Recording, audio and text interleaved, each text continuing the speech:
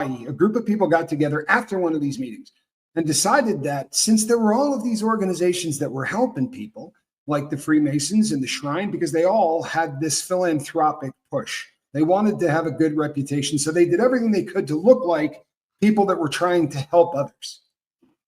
The Royal Order of Jesters literally signed up to go, well, we're not going to do any of that. This is going to be where we get together when all of that doing good stuff is done, and we just want to stare at boobs, drink a lot, and maybe gamble. This was an organization that encouraged its members, who are invite only. You cannot go like you could for the Shrine and say, hey, I want to join you guys. In fact, according to their bylaws, which were not laid down in 1911, but were laid down in 1921 in Des Moines, Iowa.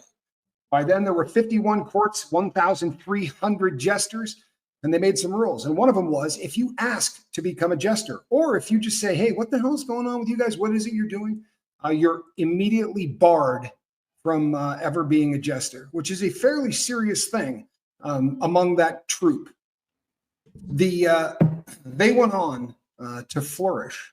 Now there's over 100,000 members across the United States.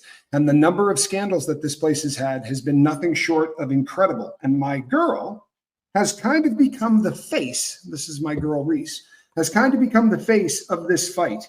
Now, the stuff that we can talk about, you go, how are they not all locked up?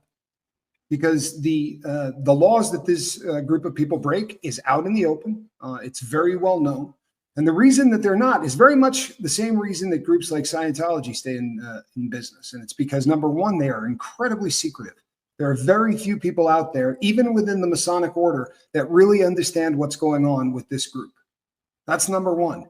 Number two, they intimidate the hell out of people who try to come up against them. And we're seeing it right now, right? As we are sitting and talking to you, we already have proof out of their own mouth, right? That jesters are paying content creators on YouTube to trash my fiance and I, to do everything they can to destroy our channels. It's not going to slow our roll, I assure you. And what it's doing is kind of thinning out the dead wood. But one of these geniuses was actually smart enough to say it out loud on one of the tapes, that he's been paid by jesters to do what he's doing to us. This really is a legitimate fight. And the reason they're scared, folks, is pretty simple, right? The reason they're scared is that this organization that my girl's ex-husband was a member of, this group is guilty of some pretty heavy-duty crimes. In fact, as we start looking through some of the stuff that these people do, and I want to tell you something. We got emails after the last time that we talked here, and there were a bunch of people that said they were very curious as to why maybe we wouldn't take this to the Federal Bureau of Investigation. Rest assured, this is going to the Federal Bureau of Investigation. Hear that? It's also going to the Department of Homeland Security, the group of people that deal with human tea. You see, human tea, right, as a law in the United States of America has evolved. And now it's illegal to recruit somebody to bring them across state lines so that you can traffic them sexually. Now, the backbone of this entire group rests on the fact that they have groups of women that they call Jesterettes who go to parties every single weekend in the United States. There's never a weekend in our country that there is not multiple Jester gatherings going on. And at these parties, it is the same routine every single time. Now, we have gone out and actually attended one of these. We can't get into the back areas, obviously. But what goes on in this is debaucherous. It's literally men who get together for the purpose of cheating on their wives with prostitutes. Outside of this, they also, depending on the state you're in, because some states allow smoking, but if they don't, then outside, they set up these very elaborate tents where they can go outside, smoke cigars, do the things they're going to do.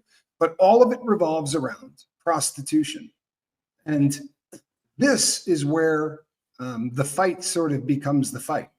This is where the education part becomes so important, because the battle cry of what the hell, it's just prostitution anyway, has kept these guys going since 1911.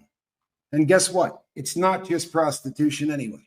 Now, if it were just prostitution, now make no mistake, that is something that they are guilty of. the laws that these people are breaking. Let's see here. So we had prostitution and human tea. The Royal Order of Jesters is heavily involved in the organization of sex parties, with prostitutes being regular features at their events. There's evidence that women are transported across state lines for the purpose of prostitution, which is a violation of the Mann Act.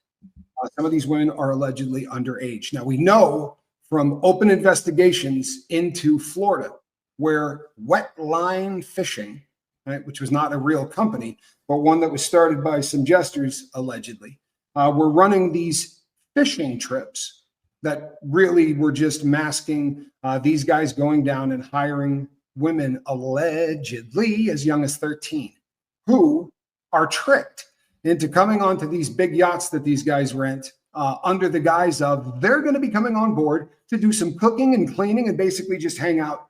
And that's, of course, not what happens. What happens is they get plied with chemicals, right? They get them wasted. And then they provide a bunch of booze. And of course, you know how that ends. The last time that they did this, they stiffed the prostitutes. Now, this is a recurring theme with the jesters. For whatever reason, these guys were made of money. And make no mistake, they got money. Doesn't mean they're all millionaires, but they all have to have enough disposable income to be invited on board. If you don't have enough cash to show that you can go to all of these parties. See, each one of these courts, and there's 190 of them in the US, spend more than 6 figures annually just on parties, tax-free. They are a C1 corporation. They're a charitable organization. Every one of them are set up that way. And it's another one of the problems that we have is that this is gambling and prostitution that is being done tax-free. Now, Quips, we want to start this off if I could.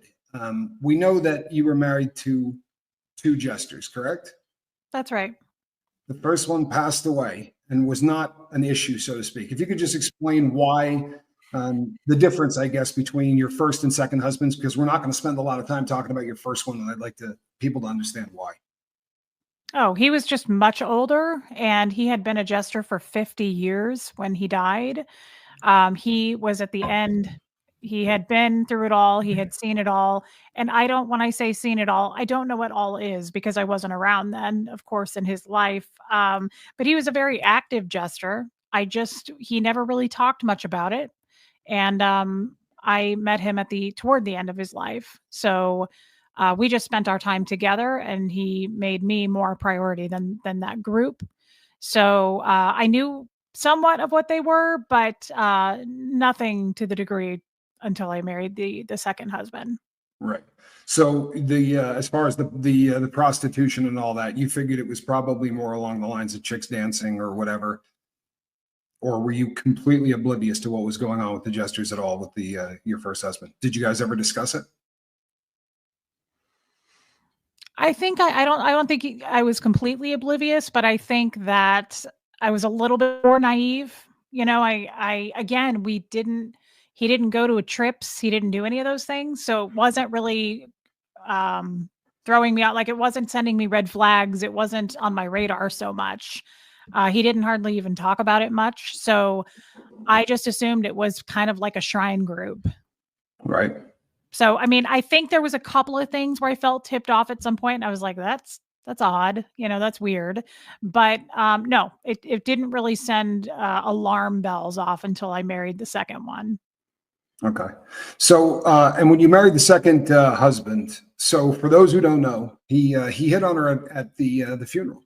The first, contact he made, and he was good friends with my first husband.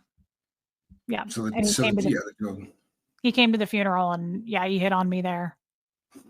So how long into the marriage does it go completely off the rails? How long before the jester thing became the issue? Because obviously that was the straw that broke the camel's back, the reason you're not married. Right. And so I just think it was a matter of time. As soon as he explained to me, look, I'm a very active jester, and they call it the realm. In the realm, he traveled. I think he told me he did about 155 jester trips in his career, which at that point, I think he had been a jester for 12 years, maybe a little more, maybe a little less. So not 150. Yeah, so he was one of the more well-traveled, wealthier, at the time, I think, when he joined. You have to make a certain amount of money to begin with. You are highly encouraged to travel, and the trips are, like Tommy said, weekly, and they are Wednesday through Sunday, and they're all over the United States. So, he just explained to me, "Hey, it's," it was very, I smelled something right away. He just said, "I go on these trips and they are stag, men only. And it's just for fellowship. And we get together and we golf and we play poker and we smoke cigars and we drink scotch." And first of all, I mean, just who does that every week for 5 days? I mean, I could see doing that on weekend evenings with your buddies. But so, because I'm into older men, Kleenex 64. I've always been into older men. Someone said married a much older